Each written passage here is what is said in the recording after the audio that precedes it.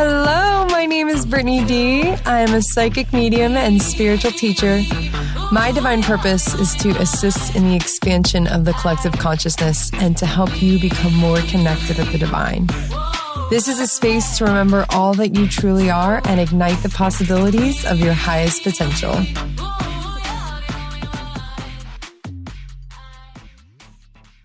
Hello, hello, hello, and thank you so much for joining me in this now present moment.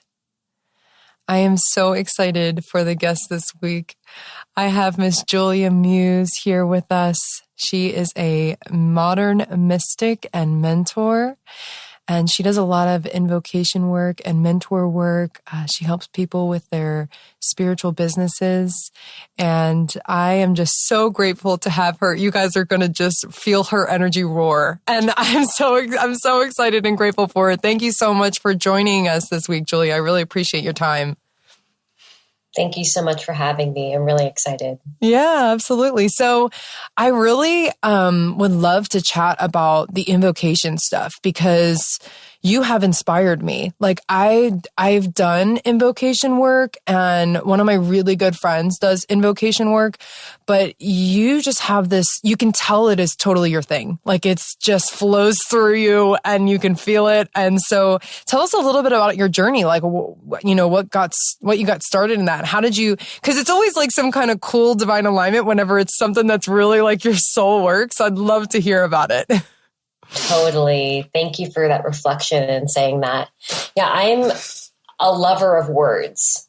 So when I was introduced to working with energy using the voice, something clicked with that, and I was able to get a lot of traction. But it was first introduced to me through a healing modality called Theta Healing. Mm-hmm. And Theta Healing was discovered by a woman named Vivian Steibel, who cured her cancer, uncovering belief structures using this method called Theta, which is like a verbal, what they call digging, of trying to get to the root cause of a certain situation and using muscle testing to find limiting or subconscious beliefs in the system, and using invocation to release that. And that was really revolutionary for me, even just understanding the power of our belief structures.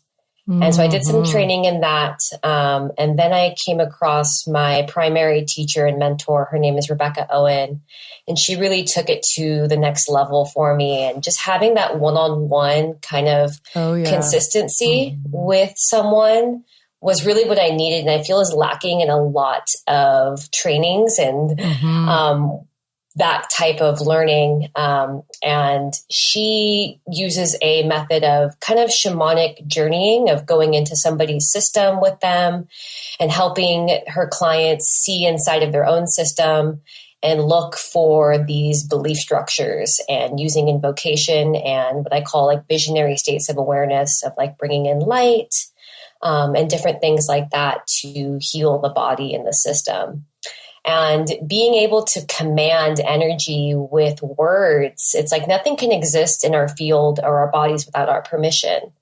So knowing how to navigate that and kind of the workaround, using those methods of releasing and clearing and calling back and transmuting has just been the greatest journey for me. And I became so passionate about it. I was like, everybody needs to know how to do this. Like, why are we not learning this in school?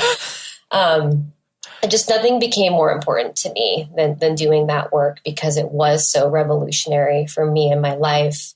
And then I found another teacher out of the ethers, a woman named, I'm like, how did I come across you?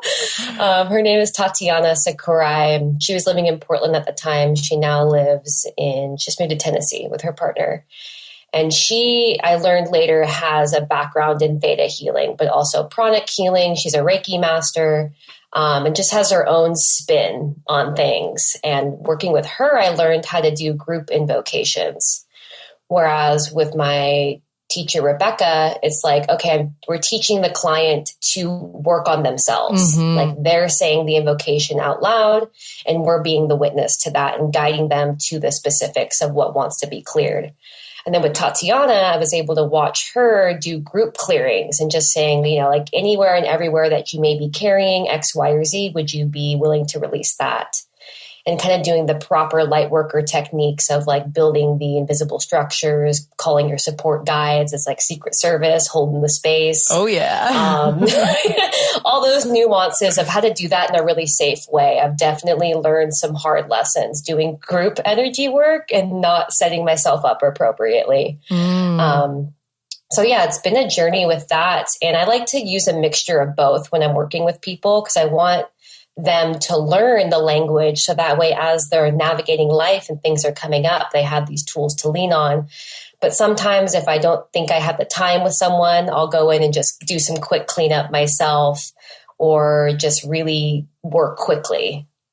Yeah, absolutely. So something that stuck out to me while you were talking was permission. Like, I think it's really important to just take a second to talk about how everything in our reality is what we are giving permission for, what we are giving permission to. We are allowing it all. And I think this is a really important piece that, sometimes I feel like is like the kind of dissonance, like kind of the disconnect, is that people aren't realizing that they are giving permission to that. They are giving where attention goes, energy flows. So you are giving it permission to be in your reality by giving it attention. And then also anything you allow into your vortex, you are also giving permission to allow into your vortex. And I'm actually, this just popped in my head. I don't want to use the word struggling, but I'm challenged a little bit with someone that I recently dated, and I've done so many cord clearings. I've done so much work, and I don't understand why the energy is still connected, why it still keeps popping up and things like that. And I was kind of not playing victim, but I was, I went to my best friend and I was like, I just don't understand why he won't leave me alone. Just like, we're totally cool. Like, him and I communicate sometimes here and there, like little comments or whatever it may be, or this made me think of you. Like, we're totally fine, but I'm just like, why does this keep popping up? I want it to be cleared from my vortex. And finally, my best friend, because we're just so real with each other, she was like, you're giving him permission. And I was like, fuck, I know. Like, but what part of me is doing that, So it's like really dialing in, like really, really dialing into all these parts of yourself, because you are, it was a pill for me to swallow in that moment, but it was like, no, I know. Ultimately, I am giving him permission. Like, there is a part of me that's still inviting that in, or else it wouldn't be. Like, it just wouldn't, Totally. And like being a human, it's like those things have a time release to it. And like, I trust when things aren't clearing. I'm like, okay, I'm doing all the work, but I just need to be present with this. And like heartbreak and of that nature, it's like we can know all the things and, consciously choose and clear, but there's just a healing of like trauma, whether or not it was a big trauma or a little trauma. There's just, parts of our agreement with these people that there's still medicine being shared, even though it's uncomfortable. Yeah, absolutely.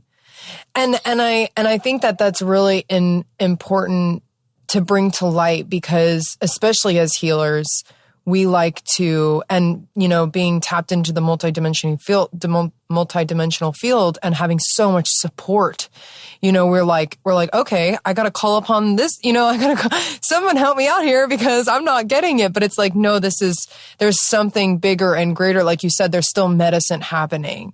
And so there's no reason to rush your healing. And I don't think that's necessarily, what I feel like, I'm totally in surrender of like whatever is supposed to be. But I also like to know that I am operating my vortex. Like I'm allowing this in. I'm still drinking medicine, and I'm okay with that. I'm a big boundary person. I've got really big and hard boundaries around a lot of things, because I feel like it protects me from things that aren't so inviting and so pleasurable to experience. Because darkness does exist. Like, that is a part of this experience here on Earth. And so, I think that it's that part of me that's very used to, I'm like, you're crossing my boundaries. Don't cross my boundaries. But it is, like you said, like the medicine. And that's where I've kind of been just like, ever since I really understood, like when she was like, listen, you are inviting this in, like by the third conversation, she's like, listen, sis, I love you, but you're giving them full permission. You're inviting this in. And that's when I realized like, there's still medicine here. There's still things that need to be cleared here. So that moving back into that surrender place and just allowing, things to unfold as they're meant to. And I think that it's different based on, the different types of relationships and the different types of trauma and whatever it may be. So what kind of work are you doing right now? Like, I know you have I'm also super curious, what exactly is the coven? Like, what is that? Because it's such magic and you can feel it, but I'm like, what exactly is this space? Is it kind of like a mastermind kind of a thing? It's more of a practicing space and a accountability circle for using the tools of invocation and these like visionary states of awareness, because it was so profound for me to meet with my mentor when I started working with her intensely once a week and learn these tools and practice them. That's what I felt was lacking in a lot of these things that we teach and we learn. It's like, okay, cool. But to really embed it as a part of the way that we navigate our life, it takes practice. So being able to do that in a group setting where I'm leading us through a meditation and scanning the body and clearing other people's energy, calling ourselves back, doing that in the beginning of each call. There's 13 women on the call, me included. And then I assign what I call a wisdom question each week. And this week, the question is, where do you draw your power from? So each woman sits with that all week, and then we get a chance to share on the call, as well as a gratitude and a breakthrough for our week. And it's just a space that we show up and we hold for each other. And I'm a huge believer in the power of being witnessed. Yes. The other work I do is storytelling, and it's very much of that. Like someone described it to me as being like a higher self speech class.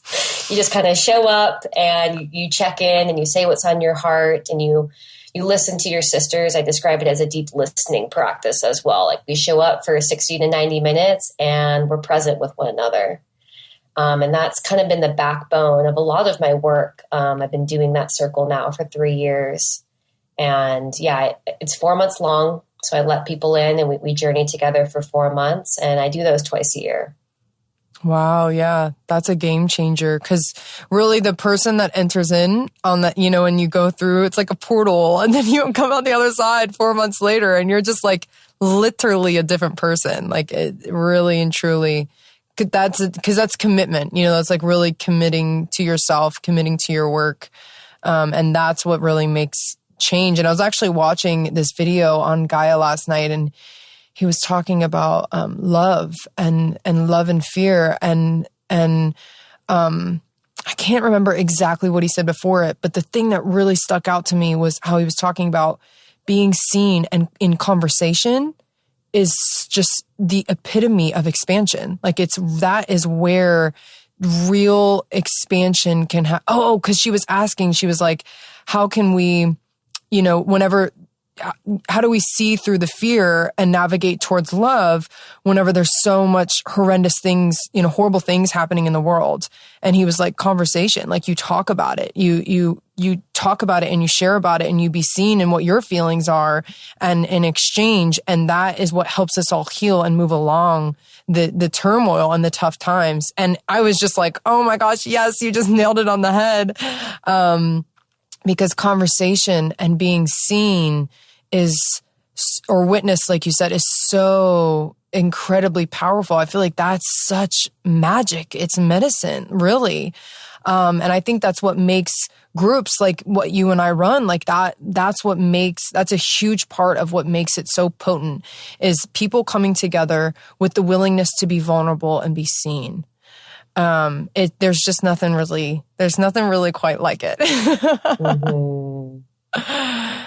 So what is your, your one-on-one work? What kind of stuff do you do?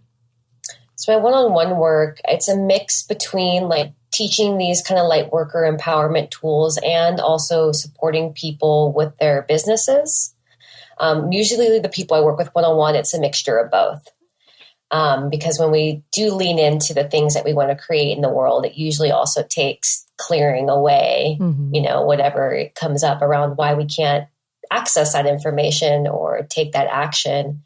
But I really am a social media geek. I love Instagram. I love the art of showing up in that space and really tending to it as this portal of possibility and connection that it is. So I teach people how to uncover what it is they're here to share and guiding them into really effective ways of creating containers to generate abundance and spread their message. Sweet. So you're originally from Southern California, right? Yeah, I'm from San Diego. So what brought you to NorCal? Because you're right outside Arcata, right? Where exactly are you? I'm in a town called McKinleyville. Okay, Minutes north. Mactown. This is so cool. I love it. It just makes me miss it so much. Like whenever I see your stories and your hikes, and like Redwood Community Forest is one of my favorite places. Like so one of my favorite parks. I actually put, it would be so cool if you saw the sticker, if it was still there. When you pull in the parking lot, not the main parking lot, the one to the left, that's like smaller. Like if you go, like not the main one where the playground is, to that smaller parking lot to the left. Yeah. There's a pole that has a sign to that little field towards the playground. And my friend, one of my really, really good friends, passed from diabetes, almost not 10 years ago now, it's probably like 6 or 7 years. And we made stickers for him, and I put one of his stickers on the pole. So it would be really cool if it was still there. But I love that park so much. I love that whole area, and I miss it so massively. So what brought you up there? What brought you to NorCal?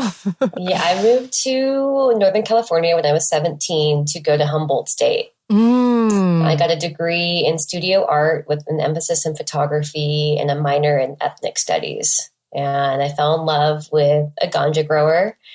And yeah, I never left.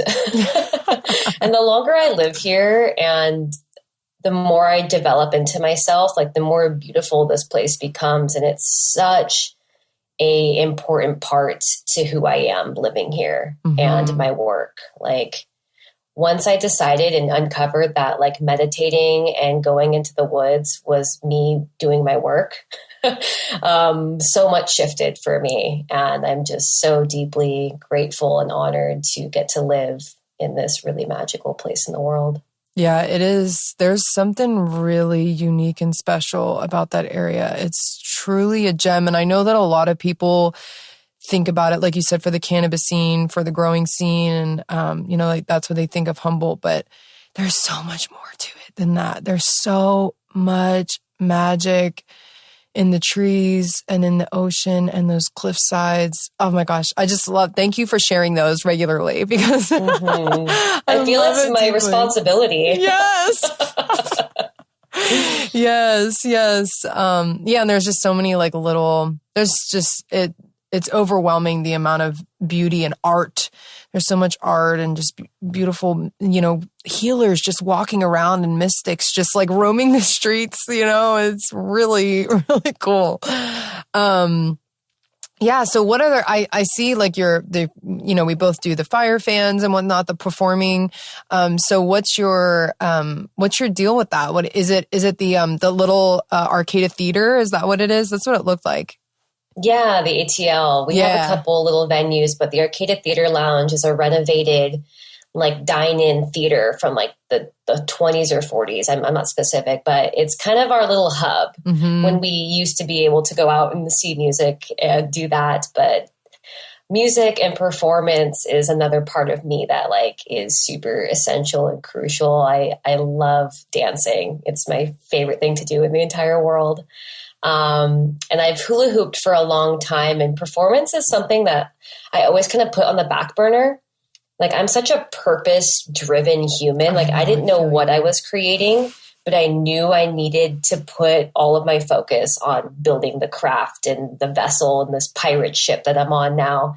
And performance has taken it's come back into my life. I'm in a performance troupe right now with a few women here locally, and I'm so excited to just create in that space. And I realize I haven't ever allowed myself the space to do that because somehow I was like, oh, this isn't going to make me money. And that was something that kind of uncovered recently. I was like, oh, that's sad that you haven't been putting more value into this thing that literally brings you the most joy. Right. Which does make you money. Exactly. Joy.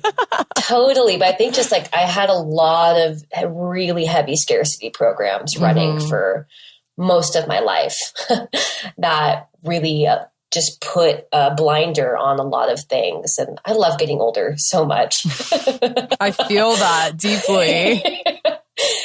And then now saying like, oh, you can actually do everything. Yes. So I'd love to talk about the scarcity programming. I've been talking about this a lot with my audience, like moving from the scarcity into abundance, moving away from the fear into love, the competition into cooperation, being a part of this huge, massive living organism that we are a part of instead of separate from it. So I would love to hear your journey with that. I mean, they've heard plenty about my journey with it, but I would love to hear about that, with you. Like when did you kind of realize what kind of pushed you? I'll give you just a little glimpse of what I'm talking about is whenever I was working actually at Glamour Shots, which the reason why I'm laughing is because Julia and I both worked at Glamour Shots, which is very rare that you find someone else that has also worked at Glamour Shots. But I was working at Glamour Shots and I was running the studio. The only other person that could take my position was the owner. And then one day she came in and she's like, hey, I need to, sit down and talk to you or whatever. And for like 2 or 3 months prior to that, the universe kept being like, you need to do your purpose work. You need to do purpose work. Like you need to quit your job. You need to do your purpose work. And I wasn't doing it. And then she's like, I'm closing the studio. And I was like, what?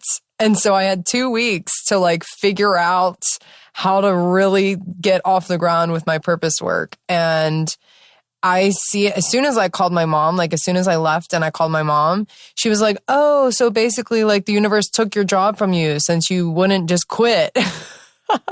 Like they literally closed the studio over it. Which is great. Like I'm okay. At the time I was like, what the hell are you doing to me? Like I'm supposed to just figure this out right now. But it really set me off on this journey of figuring out, how to move into my purpose work and feel worthy of, even charging and, enough to live off of and live abundantly and, just kept building on that. So I'm curious, like what kind of got you started moving from scarcity into abundance, moving from the fear into the love? So I worked as a cannabis trimmer for 7 years before I'm doing the work that I'm doing now. And other than working at Glamour Shots, trimming was the only other job I've had. Yeah. So grateful for that. Actually, it was a really interesting time in my life. I'm actually super grateful for it too. It was actually pretty dope. I'm not going to lie. Yeah, it was fun. And you're sitting with people and making them feel beautiful. Yes, exactly. Putting a huge smile on their face. I'm like, yes. They're like, yes. And my boss loved me because I can make people smile. I can raise their vibe and make them smile. So I would get such great pictures and they would all be like, oh my God, we're all smiling. I'm like, got you. Yeah, it's good. It's good stuff. So I trimmed for 7 years and I started doing that when I was 21, 22, and had never made that kind of money ever in my life before. It was really lucrative if you were in the right circles and fast at that time in the cannabis world. Mm-hmm. And so it was really beneficial for a long time. I was making anywhere from like $200 to $500 a day. And going to school as well. So I'd go on the weekends and go work out on my friends' farms, then go back to school. And when it was like in that kind of spacing out, it worked more for me. Mm-hmm. But when I graduated and was trimming full time, it was like really hard for me to avoid burnout. I was just thinking that right when you said that, I was like, wow, that would be like perfect. Because whenever I trimmed, it was, I mean, really, they want you on like 7 days a week, honestly. Like if you get a day off, it's like, okay, awesome. At least during like prime season, you know? But it can definitely lead to burnout because they're like, we need to get this shit out. Yeah. And you're sitting there. It's like my friend told me once, like the best piece of trimming advice I ever gave her was don't get up. Yes. Oh my gosh, it's so true.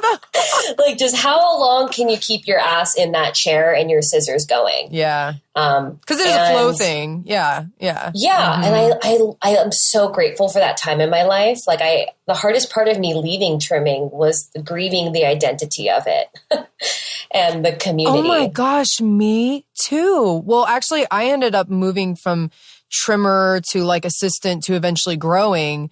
And that I was so attached to like, oh, I'm a California grower. You know, I'd go back to Kentucky and visit my family and they'd be like, oh, and I'm like, you know, and I was so attached. You know, I would come back and we would give we would hand all our friends an ounce of weed and take them all out to dinner and like, you know, and they're just mind blown. Like they're mind blown. Mm-hmm. And I was so attached to that to the point that the universe had to like pull the rug out from under me because it was like, there was way too much attachment with it. That was probably the hardest part for me as well. Yeah. Just the camaraderie. Mm-hmm. Like it's such a beautiful atmosphere when it's good. There's definitely ways that it gets not that way. But I fantasize about my memories of it, you know, it was those good parts of sitting around the table with sometimes strangers that you get to know in a way that you never get the opportunity. Like you're sitting there for sometimes weeks on end with someone that you never would have met otherwise, hearing their deepest, darkest secrets. And, you know, their marriage is falling apart and raising their kids and, you know, traveling. And I loved it for that part. And I feel like my offering story medicine is birthed from me sitting around a trim table and hearing people's stories. And I became a really good storyteller through trimming. Huh. Because you go to different circles and like I trimmed year round full time, 7 years. Like I had certain stories that I would pull out of my pocket and tell pretty regularly. Yeah. You know? And so I loved it for that part and making money while you're doing that was such a gift until it wasn't, until I, you know, was losing my passion for it and it was hurting my body. But I was also still struggling financially. Like I would still make money and then I would still be stressing. I was not spending appropriately and just didn't know how to live respectfully with money. Yeah. Have a conscious relationship with it. Yeah, absolutely. I'd be like, I just made $3,000. Cool. I'm gonna go shopping and then go out to dinner. And getting cash in that way too, like was difficult. I'm like, I'm just having a little pile in my bookshelf. And then when the pile gets low, you know? Yep. And it just came to a point where like, I just couldn't do it anymore. And I started doing coaching work, but still struggling to like, what do I price this at? How long do I stay on the phone? What am I doing really? And feeling worthy of that. So I definitely like straddled both those worlds for a while. Like I would trim and do coaching, run my offerings. And then trimming started actually costing me money because it was taking so much energy from me. Yes. I'd go work a job and sit down for 4 days straight. And then it would take me 4 days to recover from that. And my other work was suffering. And, you know, still having scarcity things going on, like not charging what I should have been charging. And then when I started having more space from it and was able to kind of be like, okay, like, what is going on here? Where are these stories coming from? Because it's not actually the money that's the problem. You know, that's a physical representation of something that's not being looked deeper. At. Yeah. Yeah. Always. I love the quote. It's never about the money. It's not. Dude, it's not. It's not. And like I had such bad scarcity things, like right when I was getting close to breaking through a lot of that, it got really bad. You know, it's like the ego's final death rattle. Yes. It's like, no. And I remember like I didn't even want to go to the grocery store because the thought of spending money was giving me such bad anxiety. I was like, I went and did a Vipassana, and I came back from Vipassana, and like, it's a meditation technique that you go and learn for 10 days. And it's really beautiful, but not only does it bring you into a space of liberation, but in order to get there, it also pushes out all of your trauma. And so I left Vipassana, and like, I just did some dumb things. Like I did 2 festivals, and then I went and sat in like a 4-day ayahuasca ceremony, and like totally fucked up my nervous system. And around that time, like a lot of my money stuff was coming up.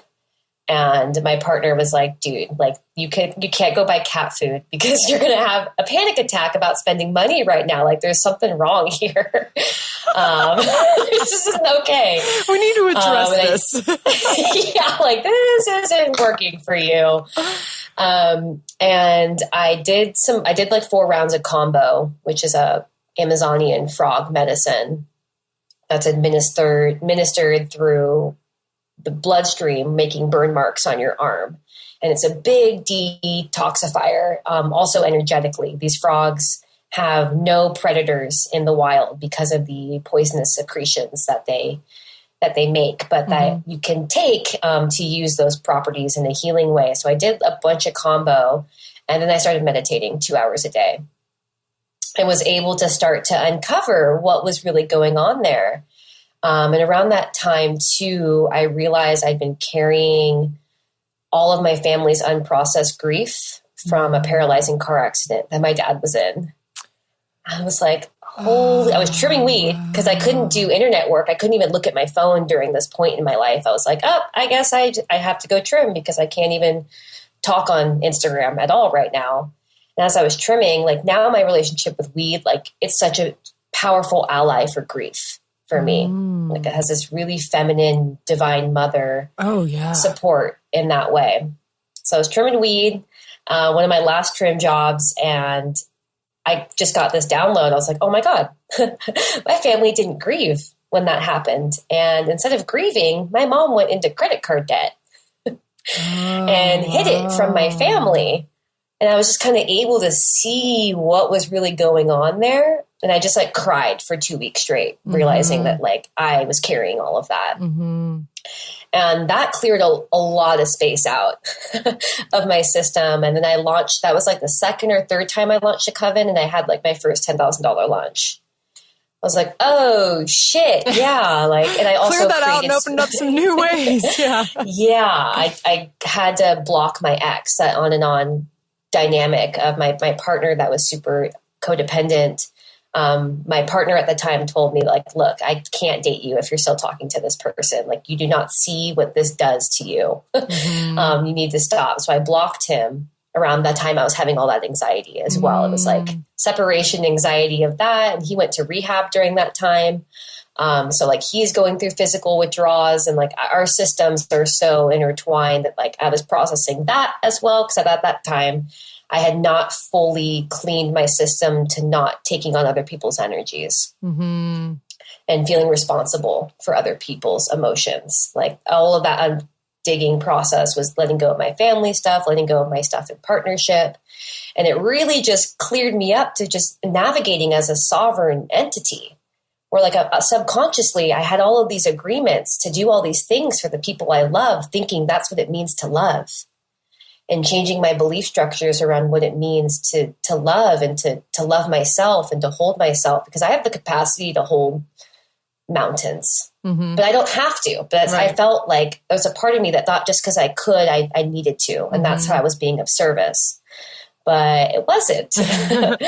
And so it's still been a process, like more and more pieces come up for that, and learning how to be with abundance in a way too, now that I am more of an abundant person.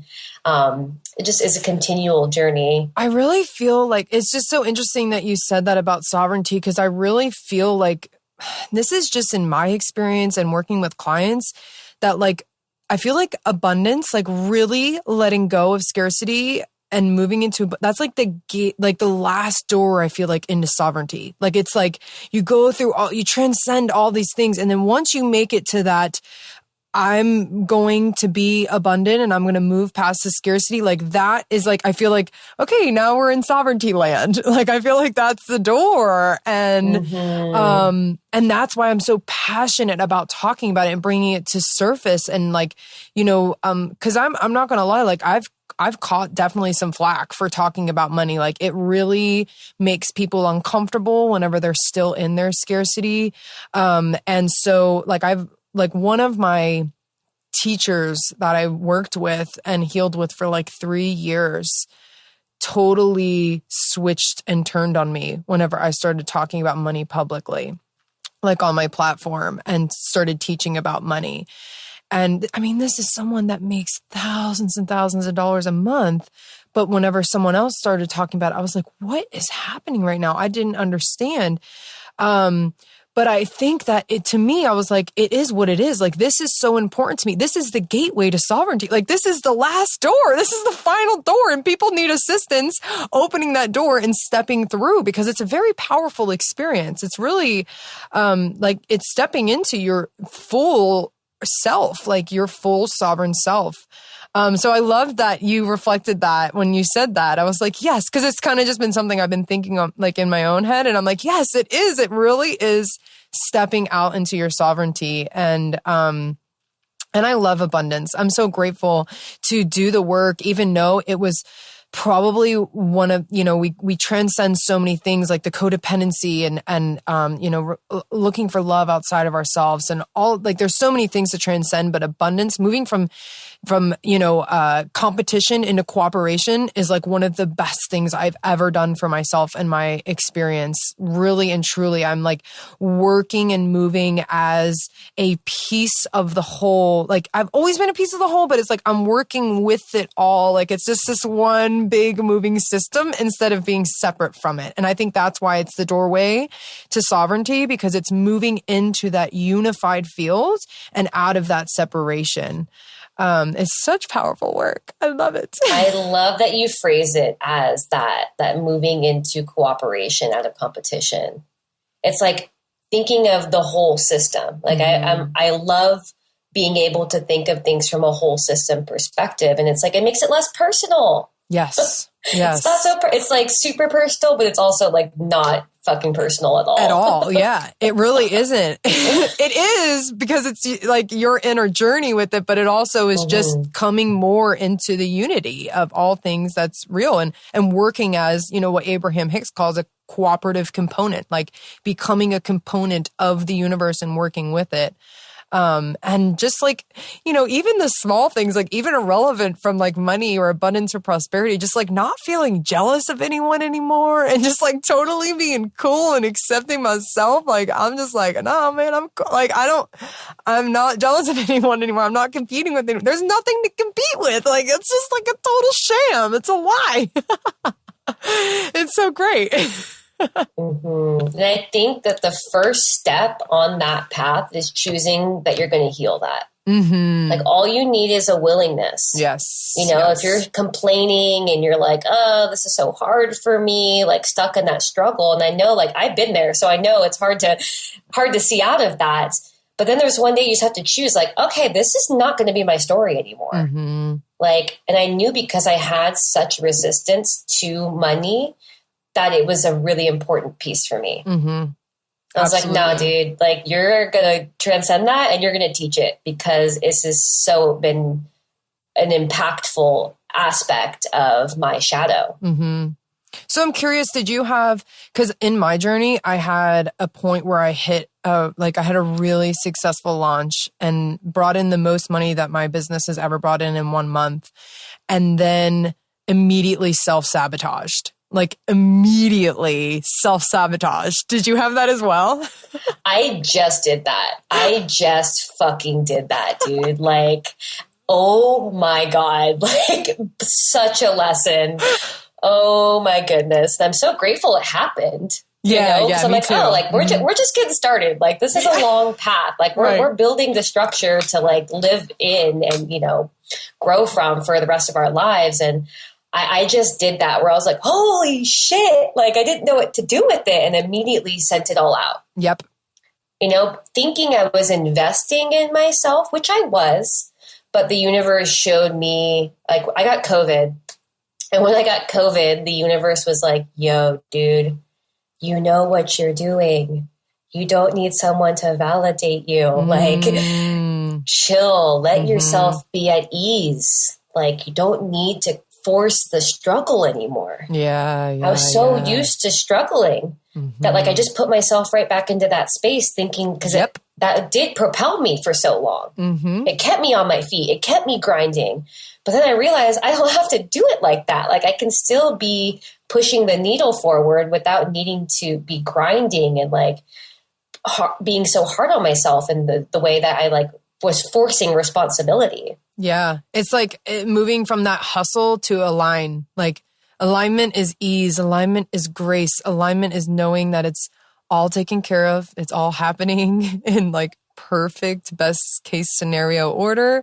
And then the hustle is like, I gotta do it. I gotta control, I gotta move this over here and there, I think that there is a part, like, I know when I first started my business, there was a lot of grace because it was my side business. So I wasn't super in hustle. But then as soon as Glamour Shots closed and I moved into doing that, and I went into, like, full hustle mode. I was like, I gotta hustle and figure this out quick because I got bills to pay. And the universe made it so abundantly clear that I was not going back to a 9 to 5. Like, I was not going back to the corporate or any kind of structural clock in, clock out job. It was like, no matter how much I tried, like, I tried to do like a gardening gig, which, like, technically wasn't like, I mean, she did give me a check. Like, I had to pay taxes and stuff on it, but it wasn't like I didn't actually physically punch a clock. And then within 2 months, the universe just, like, blew that up in my face and was like, oh, you're going to keep trying this? And I'm like, fuck, okay. I get it. So yeah, it's really, to me, it's so magical whenever you really start to lean into that grace and lean into that ease, and no longer, like you said, I don't need someone outside of myself to validate myself. I got this, because the universe has me. I am validating myself with the universe. Like, that is my mirror. That is who is my mentor. That is who I am working with. And I'm not saying that mentors aren't a great thing, like, they can be super helpful. Okay, sorry, I thought I lost you. They can be, like, super helpful and accelerating, but it's really gotta be, to me, it's really gotta be divine. Like, it's gotta be a really divine alignment. If it's coming from that egoic space, that validate me space, that I kind of need you kind of a thing, then it's bound to just blow up and not in the best way. And sometimes we don't even know that we're going into things with that intention or that energy until it manifests in a way that makes you look at it. Like, oh, that's what I was doing. Okay. And, like, I love being around ambitious, successful humans. I'm, like, super geeking out in the app Clubhouse right now. I don't know if you've ventured into that space. I got invited, and then I went to go download it, and I don't have an iPhone, and I was like, oh, dang it. I'm a Google Pixel gal. I've heard great things, though. Yeah, and being an empath too, it's like being around people that are just, like, in that, like, forward motion, have overcome obstacles, and just, like, radiating that truth medicine. Like, it just feels good to be around that. And I will be a forever student. I'm always doing some type of class or course or training just because I'm hungry for those learning spaces and being with others who are trying to be on a similar path. So yeah, I'm all about that, but definitely I got checked in that way of, like, oh, how about we don't do that? But I was like, okay, I know I can make that money again. I did it. So then I had another launch after that. And then this time I just launched a coven. I was like, okay. And now we're going to Mexico. Like, you don't got to do shit, girl. Just fucking sit back and chill for a bit. And let your work carry you. And when I got sick too, I just had to be like, okay, universe, like, you just have to do this launch for me because I can't. Like, I literally have no energy. right now. And it did. And I got a new one-on-one client and I was like, oh, I'm literally like on my deathbed right now. My business is running itself. Yes. Yes. Like you don't have to actually push it that far, that hard, you know? When I started leaning on I literally give the universe a to-do list. Like I literally go through what do I need to do today? And I have Brittany's list and I have the universe's list and I fold it back and the universe gets that shit done, dude. Like, dude, I love that. Steal it, use it, like do it. Give the universe it to do because I swear it's a magic. It just gets it done. Like it literally, and that's like the whole time it's just asking you, please, like lean more on me, give me more. And so I love hearing that, like even when you're sick, even when you're down, the universe will literally carry it all out. Like it made me think of that to-do list because I do it on a small scale, but that like a middle of a launch, getting sick, like, and being like, hey, universe, I really need you to take this one. And if you actually hand it to the universe, it usually works out even better than if you were like running the show. Totally. And like that is invocation work, you know, you making your list there and giving it to the universe. Mm-hmm. It's like just carving that space out and asking for what you want in specifics. Mm-hmm. Yeah, absolutely. I never thought of it that way, but I really like that. I really do. Because it is, it's my practice little by little to lean on the universe more, to trust the universe more, to allow the universe to get some of my tasks done, my tasks, you know, I have quotes here, guys, my tasks, get some of the tasks. Cause ultimately, like, especially with, you know, channeling and being a psychic medium, I step aside, like I've just become this portal, and I'm sure you know what exactly what I'm talking about. Like Brittany steps aside and I just become the portal in between. And so it's really not even my work anymore. I kind of joke about how like I almost in a sense feel like a puppet, like the universe, like, okay, we're going to do this over here. And then like, we're going to pull you over here. They need this right now or whatever it may be. And it always just like perfectly aligns somehow. And the more that you know, it's leaning that is that like kind of puppet thing that I'm talking about is leaning on the universe more, is allowing it to guide and show, instead of Brittany thinks that we need, you know, a codependent class, but really, you know, the universe is like, no, we need an empowerment class, you know, and it's like leaning into that or whatever that may be and really trusting that. And every single time it just aligns like perfectly with the astrology and like the energies and like everything that's going on. And I don't know, I don't understand. I just like hear the call and I'm like, okay, this is what we're going to do. Just stepping aside and allowing the universe, you know, it's really like, it is my work, but it's also not my work. Like, it's really not, it's just moving through me, honestly. Totally. And when you have that perspective, it gets easier. You don't have to push as much. Mm-hmm. One of my all-time favorite invocations that I worked with a lot in the very beginning when I had a lot of self-doubt was, higher self, please help me stay out of my own way so I can serve at my highest and clearest capacity through the expression of my talents, gifts, and abilities.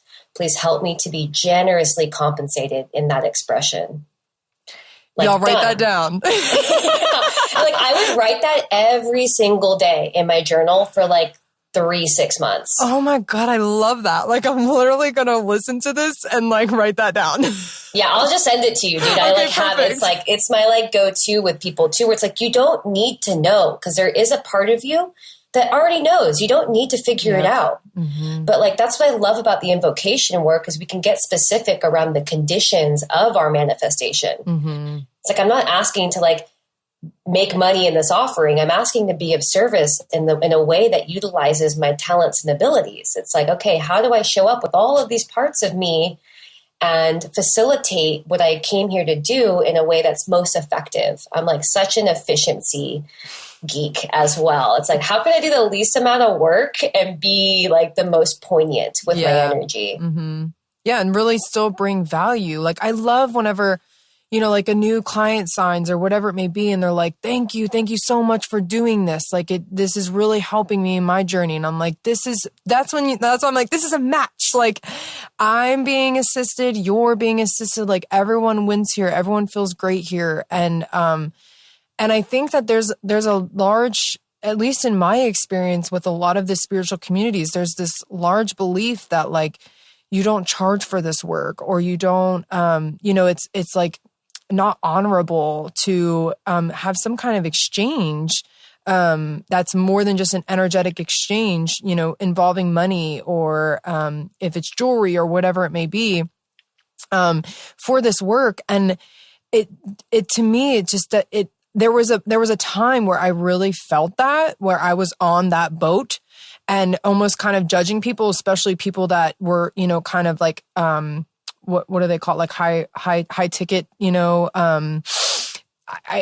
there was a part of me truly that like, I was like, oh, she's just in it for the money and blah, blah, blah, blah. And then like, as I've moved on my journey, I'm like, oh, no, that's not what this is at all. But I had to learn it I had to walk through it myself. I had to learn it. So I understand them. I understand that perspective, but I do think that it's coming from a place like I keep repeating, that competition, that jealousy, and which is rooted in scarcity, not believing in my worth and being able to do that myself.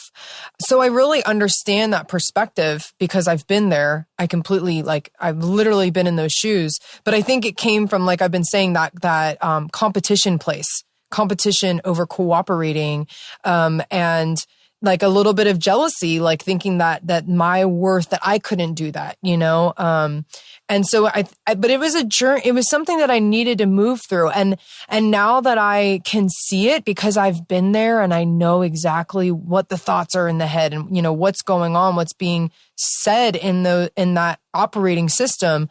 It's easy for me to empathize, but, yeah, I think that the experience with, I actually had I told you about the one spiritual teacher, but I actually had a mentor as well, that she was like, it's dishonorable. Like she literally said the words, it's dishonorable. I'm just a vessel of God's work, and it would be dishonorable for me to charge.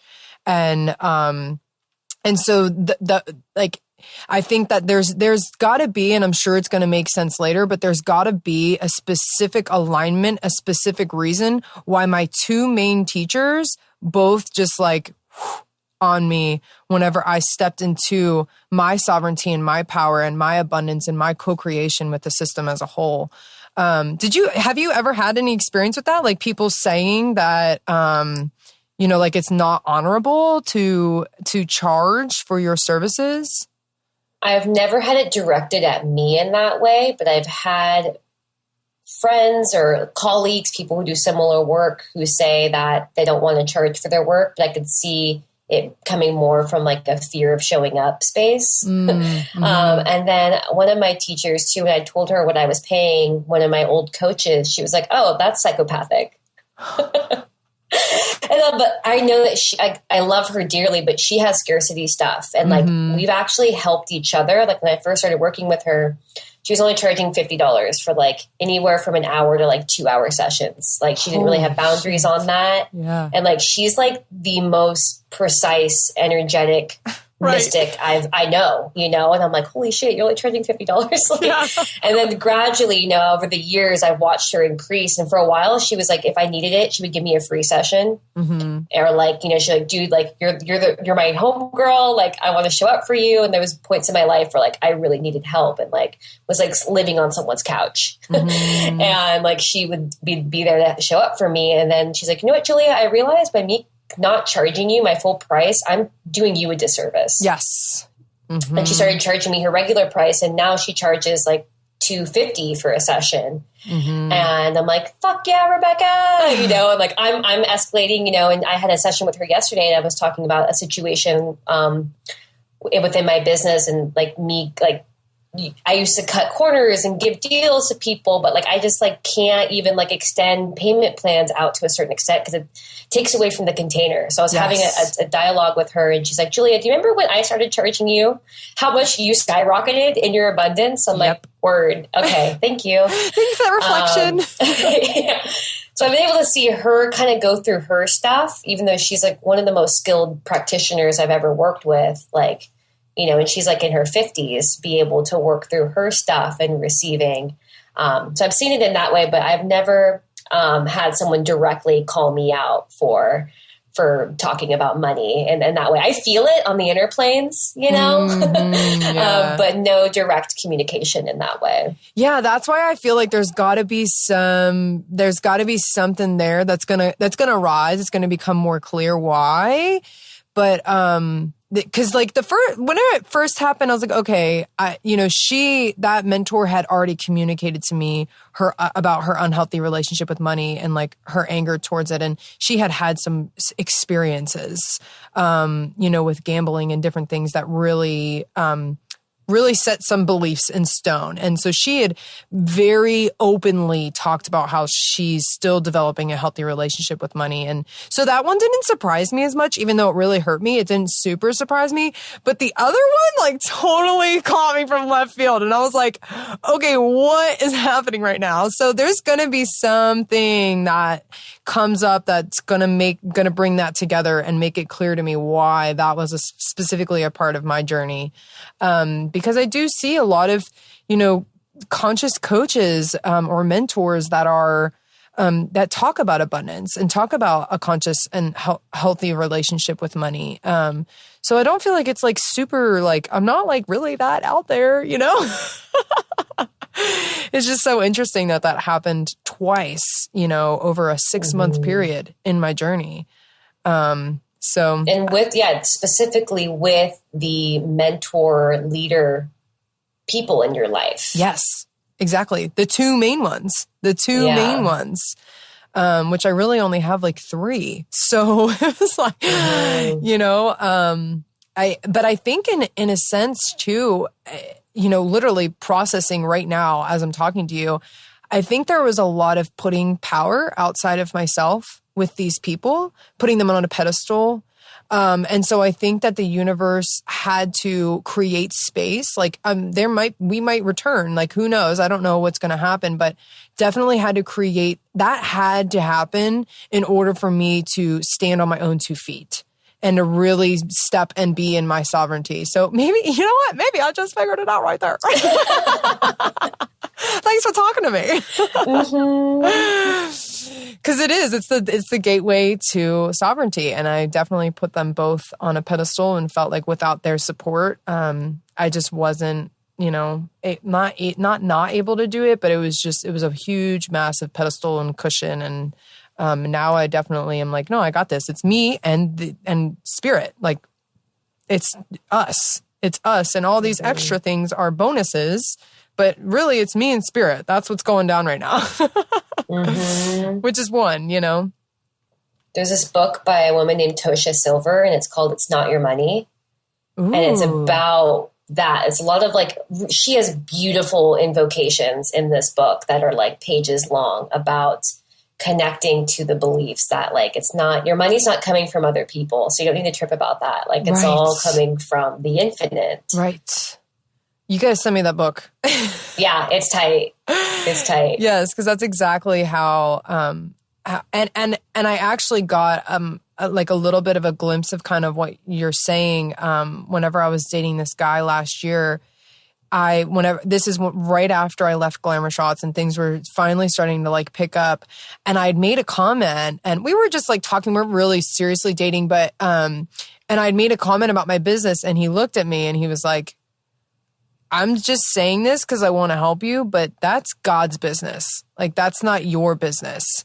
And I was like, and just in that moment, it stuck with me. I was like, ooh, okay, yes, this is not my business. This is God's business. And it's a gift for me to be able to run this, to be able to co-create and be a part of this. But you're right. This isn't my business. This is Spirit's business. And so it's the same thing. It's really not my money. It's not their money. This is the infinite's, the Spirit's money, and it's moving it in the places that it needs to be at those times for whatever reasons that I don't need to understand. I don't need to know the why, I really like to stop asking the why as much as possible. When I had a shaman teacher that was like, when you go do shamanic journeying and meet with a guy, don't ask why questions because it's whiny. Yeah. Why did this happen to me? It's like, no, how, who, where? It's just so much more important. Yes. So I love that. And as you're speaking too, I think of my work as in my specific containers as I'm tending to it. Yes. Like it has a soul. Yes. And it directs me to what it needs. And like all my little offerings are a little bit different, and they all have different guides that kind of tend to it. And I love going into a vision space of being around an ethereal fire and just like sitting there with my guides and, whoever else wants to conspire with me, and just like really acknowledging the fire tenders and saying like, how do I show up and serve at my highest and clearest capacity, and making that the intention, like no matter what I'm moving into, because you're never going to be led astray when your intention is to serve. Yeah, absolutely. It's all for a purpose. Even if it feels like you're astray at that time, it's for a purpose. Yeah. It'll make sense later. A quote that I have been leaning on a lot this past in 2020 was, your life is the quality of your life is a direct reflection of how much you trust it. And so it's like when I kind of just come back to trusting, it's like, okay, this is really shitty and crunchy. I have COVID. Like, okay, cool. It kind of annoys people sometimes. Like my ex is like, okay, you really need to stop saying that like COVID healed you. It's like, no, okay, actually, I saw someone else. It was right around the same time, Julia. It was so weird. I meant to reach out to you. But it's perfect timing that a friend of mine, Josh, he had gotten COVID, and he wrote this long post about how he was like, dude, this is a portal to a whole nother land. Like I went through so much healing. Like it was like, and it was so crazy because I was watching your stories and you talking about it. And then like not even a week or two later, he tells me about how like this incredible transcendence through this dark night, and like it needing like COVID being that portal, that like boat that took him from here to there, and how incredible of an experience and how healing it was and all this stuff. And I'm like, wow, this is like very interesting, because I just heard this like 2 weeks ago from Julia. That makes me really happy to hear that. Yeah. I mean, I think that also, cause whenever I was reading it, like part of me was like, dude, my friends are so fucking cool, because that's also a perspective. That's a perspective thing, that you guys have the consciousness to take all that you can out of it, all the gold that you can get out of it, and navigate it into this portal, into the next best thing that happened to you. That's alchemy. You know what I mean? And so it does take a certain perspective and a certain consciousness in order to do that. And so I was just, like, when I was reading, I was like, my friends are so fucking cool. Like, this is so dope. Like, yes, exactly. Like, cause I mean, and I'm not trying to put down anyone's pain or things that they're walking through, with COVID. Like, it's definitely a big thing that we're walking through as a collective right now. But I do think that given the perspective and the consciousness, like we're talking about, it can be just like any other trauma, just like any other sickness, just like my best friend healed herself from cancer. And she's like, that was my awake. Like that was the greatest thing that happened to me. At the time it wasn't, but it became the greatest thing that happened to me. I healed myself from the inside out. And so, it really can be if you allow it to be. So, I mean, it might trigger people, yes, but if that's what it was for you, then that you can make it that, that's the beauty of creating our realities, and the power of our mind, is that we get to choose that perspective. We get that choice, And then because I have, being a sensitive person who reads subtleties in my body, like I could feel COVID going into different parts of my body. And I'm like, whoa, this is trippy. Now I'm like super angry today. And then it just moved into my chest. Okay, now it's like I'm having a dry cough. And it was just like so different every day. And it wasn't linear. It's like I feel good for a couple of days and then I feel sick again. And so it felt like a plant medicine journey. I was like, I'm getting doctored right now. And people are like, oh yeah, you're fucking crazy. I had a bunch of people unfollow me when I started talking about that. I'm like, I'm still having residual things. Like it's been like 2 months now and I'm still not 100%, and so it definitely did damage on my body. But again, I trust it. And I know that people are dying from this and losing loved ones and having permanent damage. And it's difficult. And I don't want it to be a bypassing way to be like, everything happens for a reason, but it's like, it does. Yeah. But if you are really attached to that pain and victimizing yourself, it's like me saying something like that is like blasphemy. Yes. Yes, absolutely. And that's what I mean by the consciousness. Your consciousness has to be in a certain place in order, have you ever looked at the scale of consciousness? What is it called? I forget what the guy that made it is. Have you ever seen that chart though? The triangle chart that has all the layers?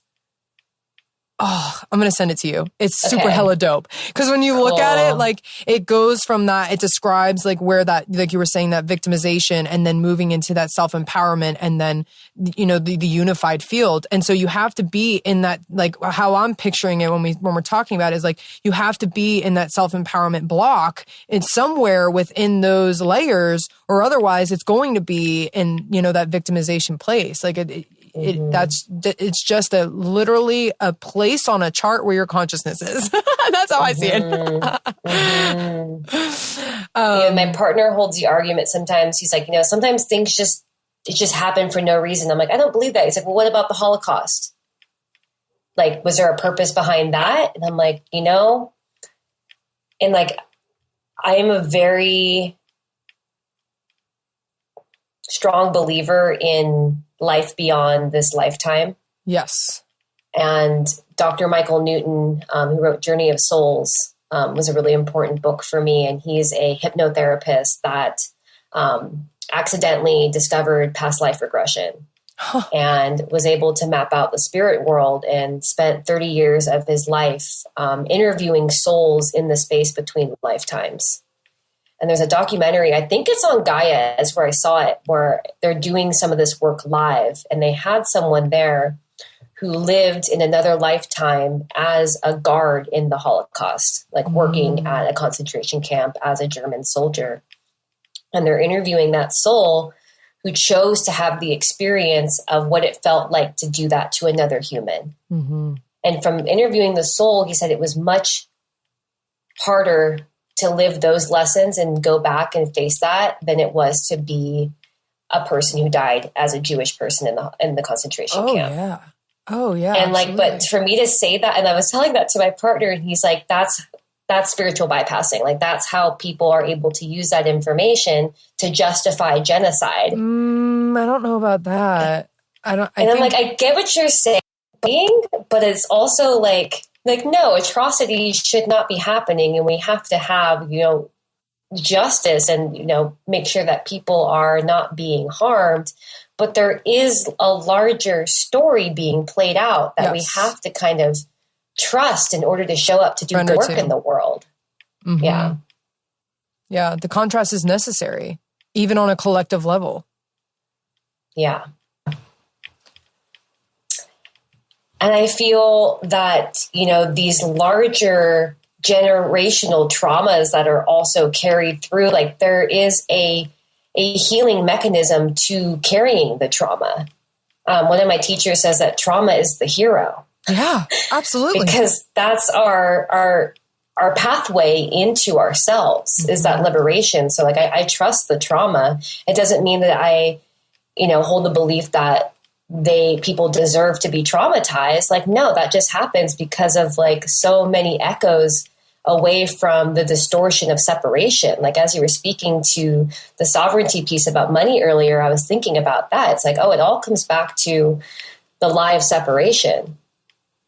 And a lot of our trauma is all stemmed from that. That's just gone through different incarnations and bloodlines, and us carrying that and working with that as our own liberation medicine is how we bring healing to the collective. Absolutely. It's the alchemy. It really is. Like it's taking, and those things have to happen. They happen in our own individual life, but they also have to happen on a collective level. Like we have to move through mass things like genocide and, all there are so many things in history. I'm not very good with our history as a collective. But these things have to happen in order for those massive shift. Like to me, that's a massive shift happening. as long as we move through an alchemy state, which is kind of natural, even if it takes a little bit of time. But it has to, the contrast is honestly, I always say the contrast is where the gold is at. Like that's really where the gold is. When you make it to the other side, you understand why it's the gold, even if it's not the gold in it. But it really is where the gold is at. Like, and I think that is, as you really begin to accept, embrace, and love the contrast, that's where you get even more into the unified field, because you're not just enjoying the positive, happy-go-lucky rainbows and fairies time. You're also enjoying the times where you're crying on your bed and fucking purging your brains out. And you know that all of this is all acceptable. It's all a part of it. I actually love it all, even though that sounds like it might be really challenging to hear. I really and truly do love it all. Like I really do love it all. It all just is. It just is. It really just is. At the end of it, at the core of it. This has been a really amazing conversation. We've hit a lot of really great topics. I love flowing. I'm so grateful to have you here. Thank you for your time, you beautiful being, and sharing your wisdom and your truth and your stories. I really greatly appreciate it. Is there anything that you would like to leave the audience with? Like if, here's one big pro tip from Julia.